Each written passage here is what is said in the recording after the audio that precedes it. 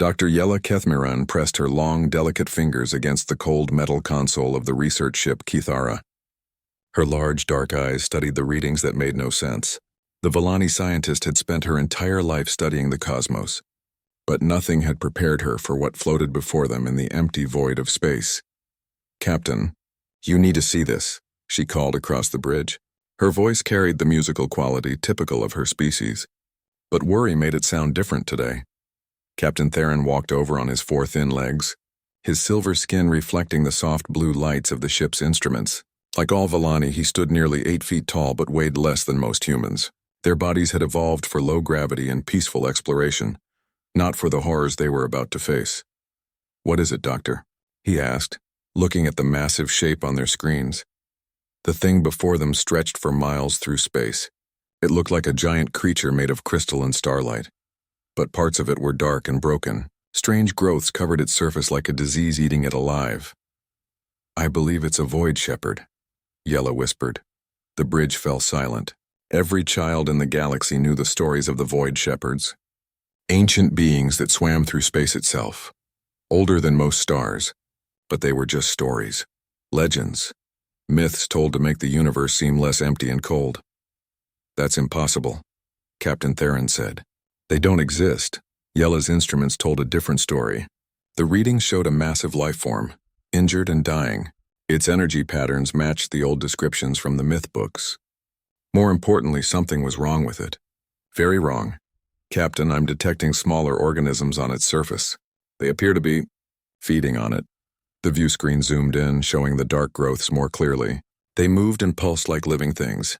As the crew watched, pieces of the great creature broke away and floated into space, consumed by the parasitic masses. "By the 7 moons," breathed Navigation Officer Keelan. "What are those things?" Yella ran more scans, her hearts beating faster as the data came in. The parasitic organisms were unlike anything in their databases. They seemed to consume not just organic matter, but energy itself. Where they touched the shepherd, reality seemed to bend and twist. "Captain, we need to help it," she said. "This creature is ancient beyond measure. The knowledge it must possess." Before Theron could respond, alarms screamed across the bridge. The ship's defensive systems activated automatically as dozens of dark shapes detached from the dying shepherd and moved toward the Kithara. "Evasive maneuvers," Captain Theron ordered. The research vessel, built for studying peaceful worlds, turned as fast as it could. But the approaching organisms moved with purpose and intelligence. They spread out in formation, cutting off escape routes. "They're not just parasites," Yella realized with growing horror. "They're hunters." The first organism hit their shields with tremendous force. The Kithara shook like a leaf in a storm. More impacts followed as the creatures swarmed around them, testing their defenses. "Shields down to 60%, reported the tactical officer. "These things are draining our energy directly." Captain Theron made a quick decision. "All power to shields. Send a distress signal on all frequencies." "Sir, there's no one out here to receive it," Keelan protested. "We're in the outer rim. Send it anyway. Include all our scanner data about these creatures." As Yella watched the shields weaken under constant attack, she felt something touch her mind. The sensation was gentle but vast, like standing next to an ocean. The dying shepherd was trying to communicate. Images flooded her thoughts. She saw worlds consumed by darkness, entire star systems going silent as the parasitic organisms spread like a plague across the galaxy. She saw the creature's true name in the ancient language of the shepherds, the Devourers. The shepherd showed her how the Devourers had come from somewhere else, somewhere far away where they had already consumed everything. They were refugees from a dead universe, and they brought only hunger and destruction. But there was something else in the creature's dying thoughts. Hope. The shepherd remembered legends of warrior species, beings that could fight on any world and never surrender, species that had earned a fearsome reputation among the peaceful races of the galaxy. "Doctor, what's happening to you?" Captain Theron asked. Yella realized she had been standing perfectly still for several minutes, tears streaming down her face. The shepherd's memories faded, but the knowledge remained. "The distress signal," she said urgently. "We need to aim it toward the restricted sectors. The regions marked dangerous in all our star charts." "The Deathworlder territories?" Keelan asked in shock. "But no one goes there. Those species are too dangerous to contact." They're our only hope, Yella said. These creatures, the Devourers, they've destroyed entire galaxies before. The peaceful races cannot stop them. We need warriors. The ship shuddered again as more Devourers attached themselves to the hull. The lights flickered as the creatures drained their power systems. Do it, Captain Theron ordered. Send the signal toward human space and the other restricted zones. Yella's hands flew over her controls, adjusting the transmission to reach the distant sectors where the galaxy's most feared species lived. She included everything: their location, the scanner data about the Devourers, and the Shepherd's warning about what was coming. As she worked, she could feel the great creature's life fading. The Void Shepherd had lived for millions of years, watching over the galaxy like a gentle guardian. Now it was dying, consumed by horrors from beyond the stars. The transmission went out just as their main power failed. Emergency lighting cast red shadows across the bridge as the Cathara drifted helplessly.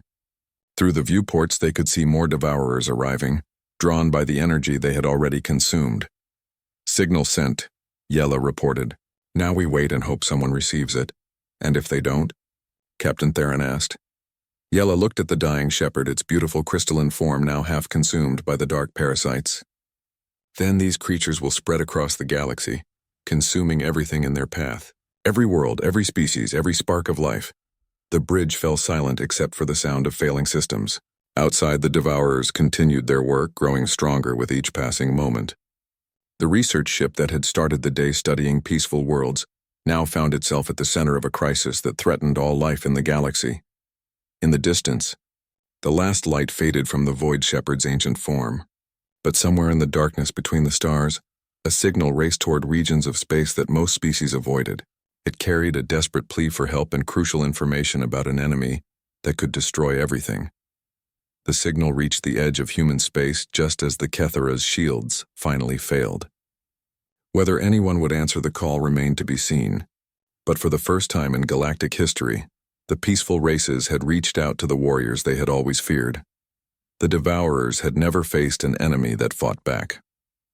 They were about to learn what it meant to threaten a galaxy protected by Deathworlders. Admiral Sarah Chen stood on the bridge of the UN flagship Prometheus, her weathered hands clasped behind her back as she studied the message that had just arrived. Around her, the command center hummed with quiet efficiency, unlike the peaceful ships of most galactic species. Human vessels were built like weapons that happened to carry people. The walls were thick metal designed to stop radiation, bullets, and worse. Every surface had scratches and dents from countless battles. The crew moved with the practiced ease of soldiers who had learned to fight in the vacuum of space, on burning worlds and in places where gravity itself tried to kill them. "Ma'am, we verified the transmission," reported Lieutenant Commander Jake Morrison, her second in command.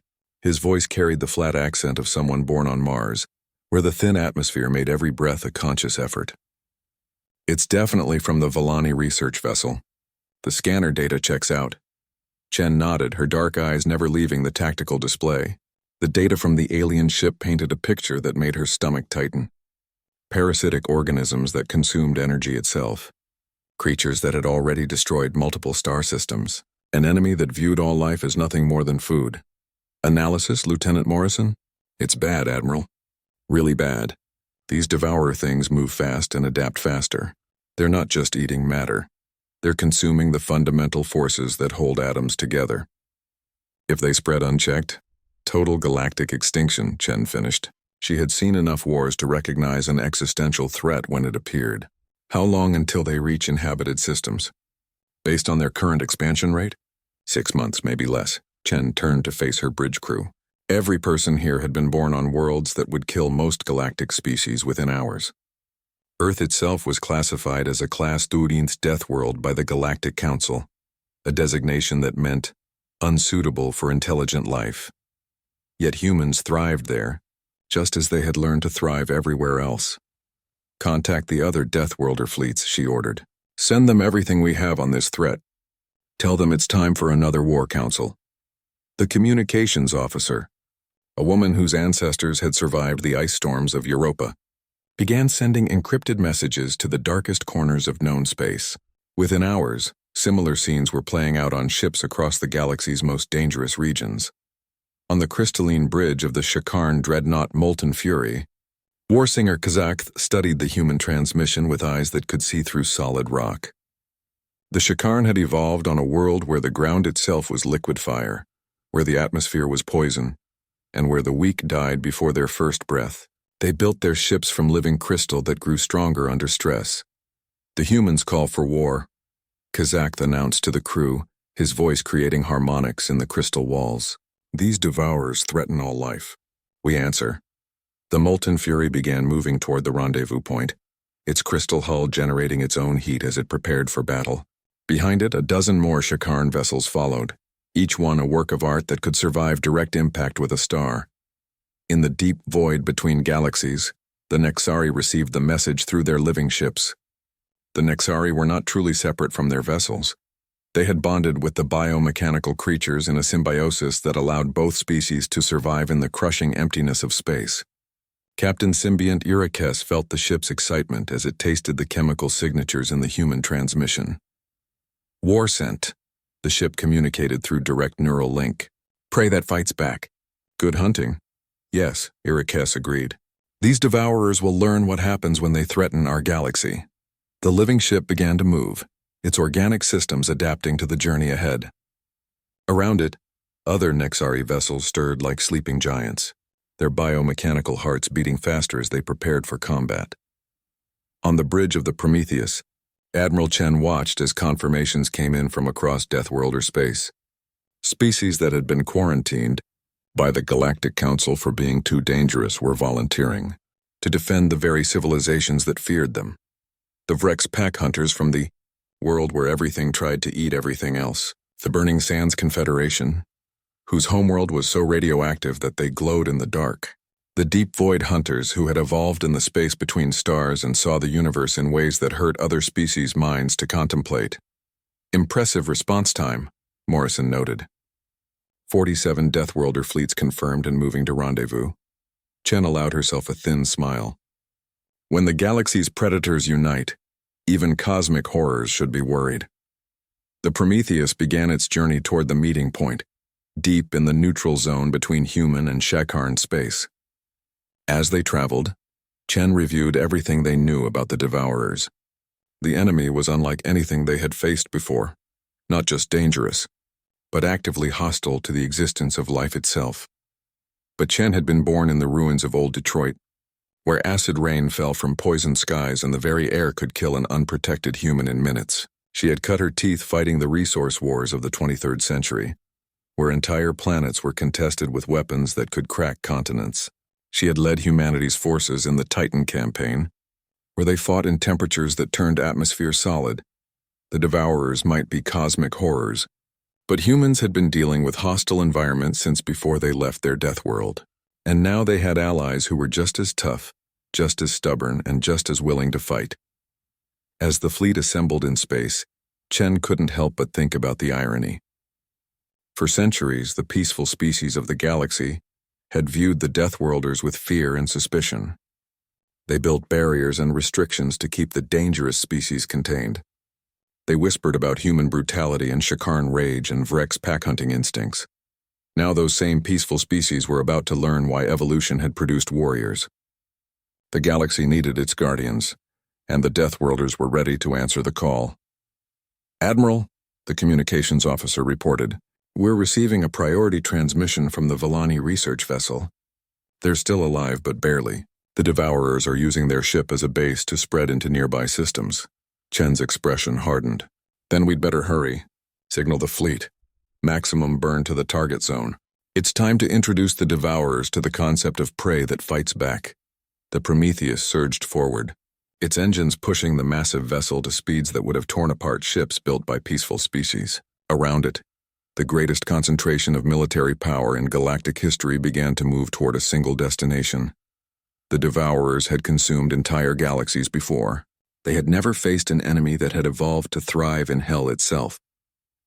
They were about to discover why the peaceful races of the galaxy whispered fearfully about the species that lived in the dark corners of space. War was coming to the outer rim, and the Deathworlders were bringing it. The Deathworlder fleet dropped out of hyperspace like a swarm of angry wasps, Admiral Chen watched through the Prometheus's armored viewports as dozens of ships materialized around them, each one representing a different way to survive in hell. The Shakarn vessels looked like living crystals that had learned to hate, their surfaces glowing with internal fire. The Nexari bioships writhed through space like enormous sea creatures, their organic hulls pulsing with alien life. The Vrex pack hunters traveled in tight formations, their ships designed for coordinated strikes that could tear apart anything. But Chen's attention focused on the scene ahead of them. The Volani research ship Kithara hung in space like a wounded bird, its hull covered with dark growths that moved and pulsed with horrible life. Around it, the space itself seemed wrong, twisted by the presence of creatures that consumed the basic forces of reality. "By all the hells," Morrison whispered beside her. "What are those things?" The Devourers were worse than the scanner data had suggested. They moved through space without ships, their dark forms flowing from one piece of debris to another like living shadows. Where they touched matter, it began to break down at the molecular level. Energy fields collapsed. Even light seemed dimmer in their presence, and they were everywhere. Thousands of them swarmed around the dying research vessel, growing larger with each passing moment as they consumed everything they could reach. "Admiral," the tactical officer reported, "I'm reading 17 Volani life signs aboard their ship. They're alive but in critical condition." "And the big one?" Chen asked, pointing to the massive crystalline form floating beyond the research vessel. "Confirmed as a void shepherd, ma'am. It's dying. The Devourers have consumed approximately 70% of its mass." Chen felt something twist in her stomach. The void shepherds were legends, ancient guardians that had watched over the galaxy since before most stars were born. To see one dying, consumed by parasites from another universe, was like watching hope itself being devoured. "All ships, combat formation Delta," she ordered. "We're going in." The response was immediate. Human vessels surged forward with their weapons already charging. The Shakarn ships began to glow brighter as their crystal hulls prepared for battle. The Vrex hunters spread out in their hunting patterns, ready to coordinate their attacks. The Devourers noticed them coming. Hundreds of the creatures detached from the research vessel and flowed toward the approaching fleet like a dark tide. They moved with intelligence and purpose, forming attack patterns that spoke of a hive mind beyond individual thought. "Weapons free," Chen commanded. "Show them what Deathworlders do to parasites." The space around the research vessel erupted in fire and fury. Human plasma cannons designed for cracking asteroids and fighting in the corona of stars tore through Devourer formations. Shakarn crystal lances, weapons that could punch through planetary crust, carved burning lines through the enemy swarms. But the Devourers adapted quickly. They flowed around the energy beams, absorbing what they could and avoiding what they couldn't. They struck back with tendrils of pure entropy that aged metal into dust and turned energy fields into chaos. "They're learning our attack patterns," Morrison reported. "Adapting faster than our targeting computers can compensate." "Then we adapt faster," Chen replied. "Signal the fleet, switch to pattern chaos. No coordination, no predictable attacks. Let every species fight the way they evolved to fight." The result was beautiful and terrible to watch. The careful formation combat dissolved into dozens of individual battles, each ship fighting according to the instincts bred into its crew over millions of years of evolution. The humans fought like persistence hunters, wearing down their enemies with relentless pressure and refusing to give ground. Their ships took damage that would cripple other vessels and kept fighting. Their redundant systems and over-engineered hulls designed for exactly this kind of punishment. The Shakarn fought like living volcanoes, their ships generating tremendous heat and pressure that turned space around them into a furnace. The Devourers found their entropy attacks useless against creatures that had evolved in the heart of molten worlds. The Vrex hunted in coordinated packs, their ships working together to isolate and destroy individual Devourers with surgical precision. Their pack bonds, forged on a world where cooperation meant survival, let them coordinate without communication in ways that confused the hive-minded parasites. While the battle raged around them, Chen led a boarding party toward the Kithara. The human Marines moved through space in armor that could protect them from radiation, vacuum, and worse. They had trained for boarding actions on ships that were actively exploding, in gravity fields that changed direction randomly, and in environments that most species couldn't even imagine. The inside of the Volani research vessel was a nightmare. Devourer organisms had grown through the corridors like cancer, consuming everything they touched. The walls themselves were partially digested, creating passages that hurt to look at because they bent in directions that shouldn't exist. Chen found the survivors huddled in the ship's emergency shelter, a reinforced compartment that had somehow resisted the Devourer's consumption. Dr. Yella Kethmiran looked up as the human Marines broke through the sealed door, her large eyes wide with shock and hope. "You came," she whispered. "I didn't think anyone would answer our call." "We heard you," Chen replied, helping the injured scientist to her feet. "And we're going to get you out of here." As they moved through the corrupted corridors of the ship, Dr. Kethmiran told Chen what she had learned from the dying shepherd. The Devourers were not just dangerous predators. They were the end result of evolution without balance. Creatures that had consumed their entire home universe and now sought to do the same to theirs. "How many are there?" Chen asked as they reached the shuttle bay. "Billions," Yella replied. "Maybe trillions. They've established nest worlds in 17 star systems that we know of, and they're spreading." Chen felt the weight of that knowledge settle on her shoulders. This wasn't just a rescue mission or even a single battle. This was the beginning of a war that would determine whether life itself survived in their galaxy. As they reached the shuttle, Chen felt something touch her mind. The dying Void Shepherd was trying to communicate, its ancient consciousness reaching out across space to make contact with the human admiral. The experience was overwhelming. Chen saw visions of the galaxy as it had been millions of years ago, when the shepherds were young and the stars themselves were different. She saw the slow growth of life, the rise of civilizations, the careful balance that had allowed intelligence to flourish across thousands of worlds, and she saw what the Devourers represented. Not just death, but the complete absence of life's potential. They didn't just kill. They erased the very possibility of existence. But in the shepherd's ancient memory, she also saw hope. The creature recognized something in the humans and their Deathworlder allies, something that had been missing from the galaxy for too long. The willingness to fight impossible odds. The refusal to surrender even when facing extinction. The rage that came from protecting something precious. As the shepherd's life finally faded, it shared one last gift with Chen, the locations of the Devourer nest worlds and the routes they would use to spread across the galaxy. But more importantly, it shared the locations of other shepherds, ancient beings that still lived in the deep void and might aid in the coming war. Chen opened her eyes to find herself back on the shuttle, with Dr. Kethmiran and the other survivors looking at her with concern. "Admiral, are you all right?" Morrison asked. Chen looked out at the battle still raging around them, at the Deathworlder fleet that had answered the call for help without hesitation.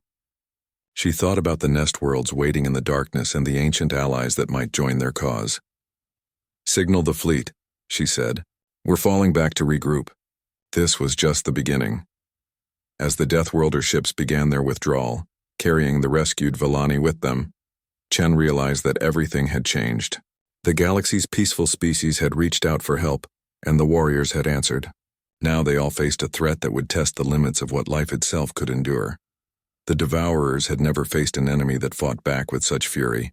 They were about to learn why the galaxy had produced species like the humans, born on death worlds and raised in the crucible of survival. The real war was just beginning. The Galactic Council chamber had never seen anything like this. For the first time in its 1,000-year history, representatives from every Deathworlder species sat at the ancient curved table alongside delegates from the peaceful civilizations. The air itself seemed charged with tension as predators and prey attempted to work together. Admiral Chen stood at the center of the chamber, a holographic display showing the 17 confirmed Devourer nest worlds spread across the galaxy's outer rim. Behind her, Dr. Yella Kethmiran provided scientific data that made the peaceful species tremble with fear. "The expansion rate is accelerating," Yella reported, her musical voice carrying across the chamber. "Each nest world is producing billions of new Devourers every standard day. At current growth rates, they will reach the core systems within 6 months." Council Speaker Meridian, an elegant being whose species had evolved on garden worlds under 3 perfect suns, raised one trembling hand. "Surely there must be a diplomatic solution. Have we attempted to communicate with these creatures?" Warsinger Kazakh of the Shekharn let out a sound like grinding stone. His crystalline form glowed with barely contained heat as he responded. You do not negotiate with cancer, Speaker. You cut it out before it kills the patient. The Shakarn speaks truth, growled Pack Leader Vrexka, her predator eyes scanning the peaceful delegates like potential prey. These creatures exist only to consume. There is no reasoning with hunger itself. Chen watched the peaceful species flinch at the harsh words. She understood their reluctance to embrace warfare. Their civilizations had been built on cooperation, scientific advancement, and the belief that intelligence could solve any problem. But the Devourers weren't a problem that could be solved with technology or diplomacy. Dr. Kethamiran has shared the memories given to her by the Void Shepherd, Chen said. These creatures have already consumed entire galaxies. They are refugees from a universe where nothing remains alive. They will not stop until they have devoured everything here as well. Captain Symbiont Irikes of the Nexari spoke through the biomechanical translator, grafted to their throat. Show them the nest world scans. The holographic display shifted to show detailed images of the Devourer colonies. The peaceful delegates gasped in horror at what they saw. Entire planets covered in writhing masses of dark parasites, their surfaces twisted into impossible geometries as the creatures consumed the fundamental forces that held matter together. These worlds were inhabited, Yella said quietly.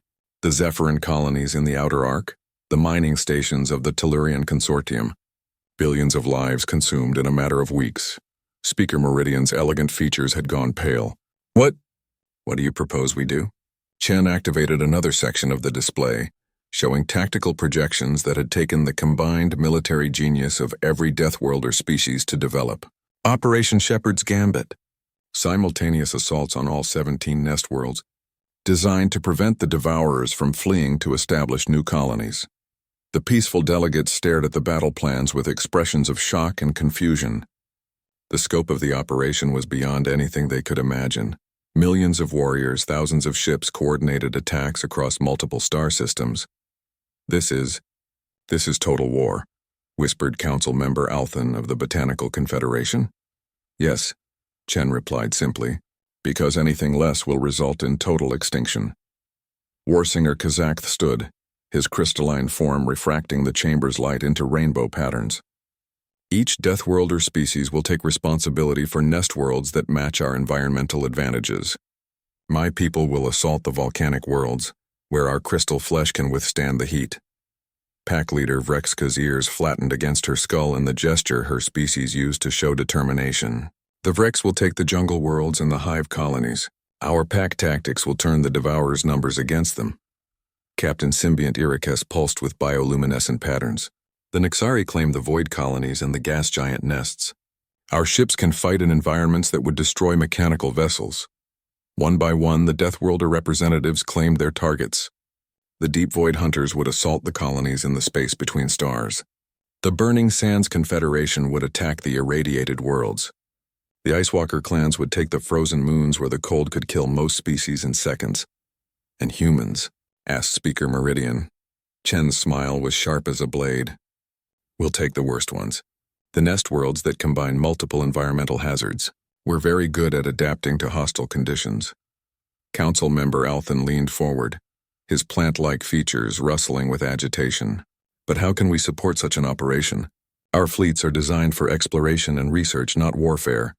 We don't need your fleets, growled Vrexka. We need your logistics. Dr. Kethmaran stepped forward, serving as translator between the two very different mindsets. The Deathworlder species can handle the fighting, but they need supply lines, medical support, and technological assistance that only the peaceful civilizations can provide. Chen nodded. Your manufacturing capabilities, your advanced medical technology, your scientific expertise. These things will be crucial to the operation's success. The chamber fell silent as the peaceful delegates considered the implications.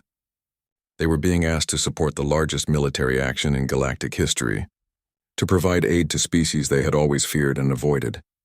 Speaker Meridian stood slowly, her graceful form seeming fragile next to the armored bulk of the Deathworlder representatives. If we agree to this alliance, what guarantees do we have that you will not turn your weapons on us when the war is over? The question hung in the air like a challenge. The peaceful species had always wondered if the Deathworlders were planning conquest. if their quarantine was the only thing preventing galactic domination by the warrior races. Warsinger Xath laughed, a sound like crystal bells chiming in harmony. You think we want your soft worlds? Your gentle suns and calm seas? We would die of boredom in a single season. The Vrex hunt prey that fights back, added Vrexka. There is no honor in hunting grass-eaters who cannot defend themselves. Chen's expression grew serious. The Deathworlder species evolved on hostile worlds because that's where life needed us to be.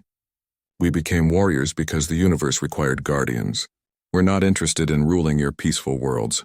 We're interested in protecting them. She gestured to the display showing the Devourer nest worlds. This is what we were born to fight. This is why evolution produced species like ours. Not to conquer, but to stand between the darkness and everything worth protecting. Dr. Kethmaran felt tears in her large eyes as she realized the truth of Chen's words. The Deathworlders weren't the monsters the peaceful species had imagined. They were the galaxy's immune system, the antibodies that appeared when threats too great for civilization to handle emerged from the void. How long do we have to prepare? Asked Speaker Meridian. 3 weeks, Chen replied. The Devourers are already sending scout swarms toward the inner systems. If we wait longer, they'll establish new colonies that we can't reach. The peaceful delegates exchanged glances, communication passing between them in languages of light and scent and harmonic resonance. Finally, Speaker Meridian spoke for them all. The Galactic Council agrees to support Operation Shepherd's Gambit.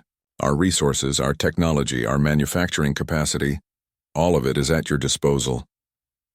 Chen felt a weight settle on her shoulders, but also a warmth in her chest that she hadn't expected. For the first time in galactic history, the peaceful species and the warriors were truly working together. Then we have work to do, she said. The largest fleet in galactic history needs to be assembled, supplied, and coordinated. Worlds that have never known war need to be prepared for the possibility of devourer attacks. As the council session ended and the delegates began to disperse, Dr. Kethamiran approached Admiral Chen. Do you really think this will work? Chen looked at the tactical displays still floating in the air, showing the impossible scope of what they were attempting. I think we're about to find out what happens when an unstoppable force meets an immovable object. The Devourers consume everything in their path, but they've never tried to consume species that were forged in the crucible of death worlds. Outside the council chamber, supply ships were already beginning to move. Manufacturing centers across the galaxy started retooling their production lines for war.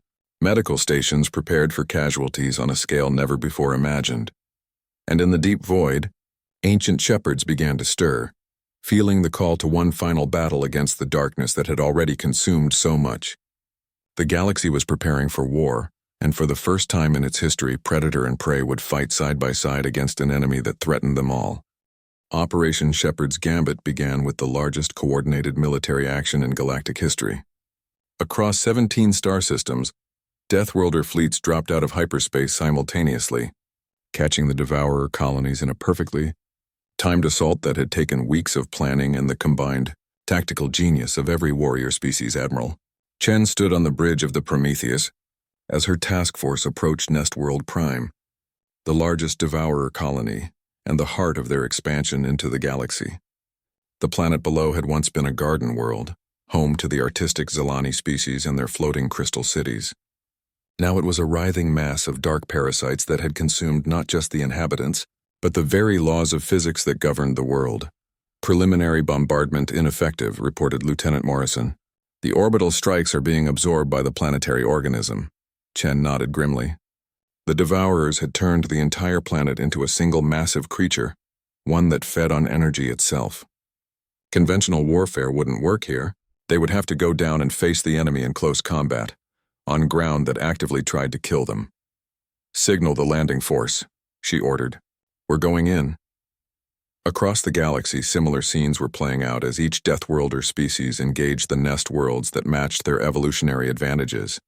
On the volcanic world of Kethmor, Warsinger Xath led the Shakarn assault through seas of molten rock that would have vaporized most galactic species. The Shakarn thrived in the heat, their crystalline bodies growing stronger as the temperature rose. The Devourers swarmed toward them like a dark tide, but they had never faced enemies who considered lava a refreshing bath. Shakarn warriors waded through pools of liquid fire, their crystal weapons carving burning paths through enemy formations that couldn't adapt to the extreme environment. On the jungle world of Vrexhun, pack leader Vrexka coordinated her hunters through terrain that was actively hostile to most forms of life. The trees themselves had been corrupted by the Devourers, their branches reaching out like grasping claws to drag victims into mouths full of grinding teeth.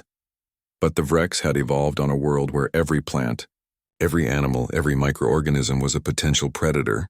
They moved through the corrupted jungle like ghosts, their pack bonds allowing them to coordinate without communication, while they systematically dismantled the Devourer hive structures. In the void between stars, Captain Symbiont Irakes led the Nexari bioships against colonies that existed in hard vacuum. Feeding on cosmic radiation and the solar wind, the living vessels moved through space like enormous sea creatures, their organic hulls proof against the entropy weapons that dissolved mechanical ships. On Nestworld Prime, Chen led the human ground forces through landscapes that defied description.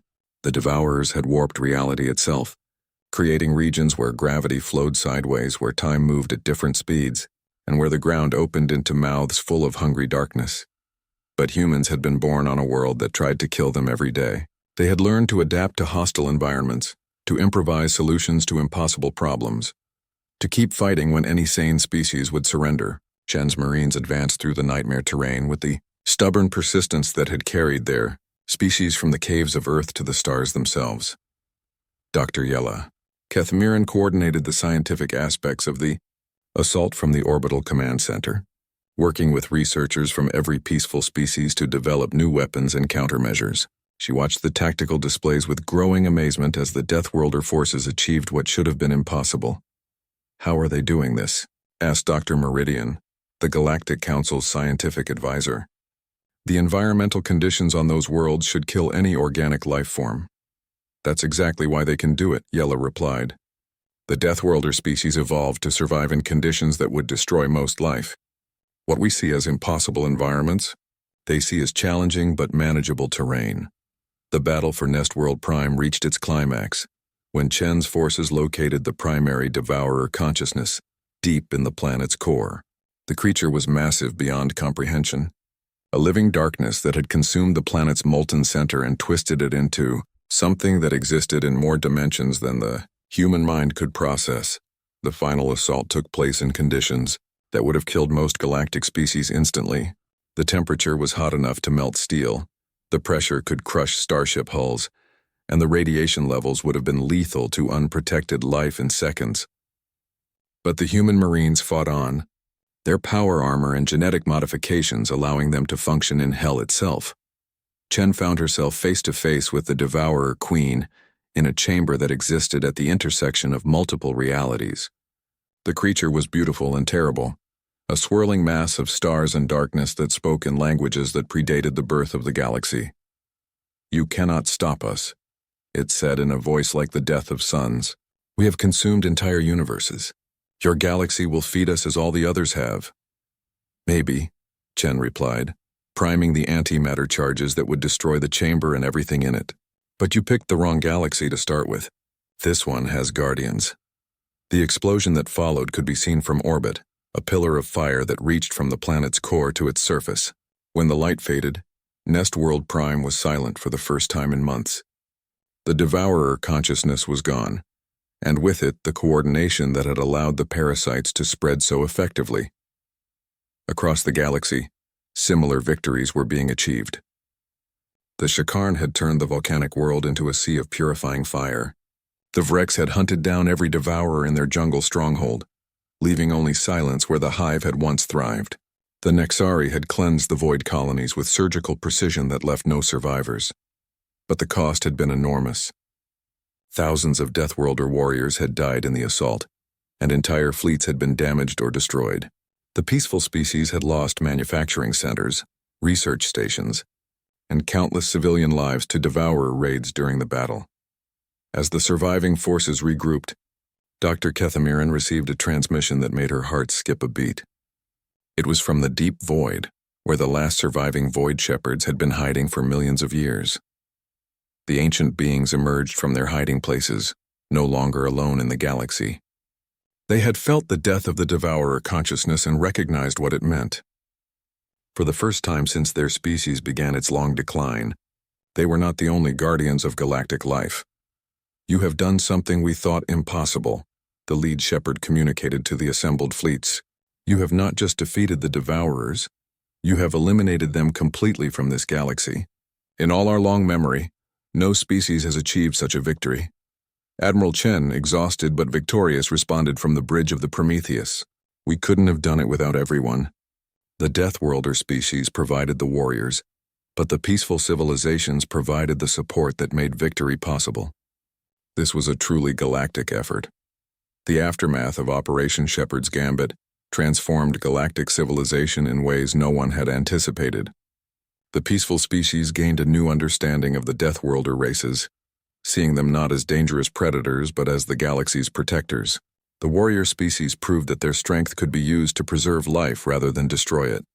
New alliances formed across the old boundaries between peaceful and warrior civilizations. Joint research projects began developing technologies that combined the advanced science of garden worlds with the practical engineering of Deathworld survivors.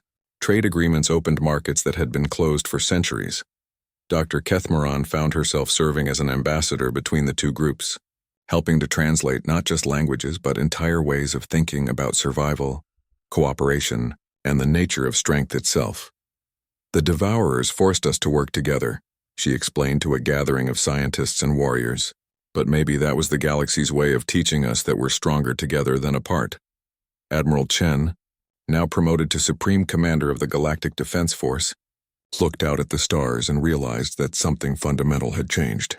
The galaxy was no longer divided between predators and prey, between warriors and pacifists. It had become a single community dedicated to protecting life in all its forms. The Void Shepherds, no longer the lonely guardians of an indifferent galaxy, began to share their ancient knowledge with the younger species. They spoke of other galaxies, other threats that might emerge from the void, and the importance of being prepared for challenges that had not yet appeared. But they also spoke of hope. The galaxy had produced something remarkable in its Deathworlder species, not just warriors, but guardians who would fight to protect others even at the cost of their own lives. As long as such beings existed, life would always have a chance against the darkness.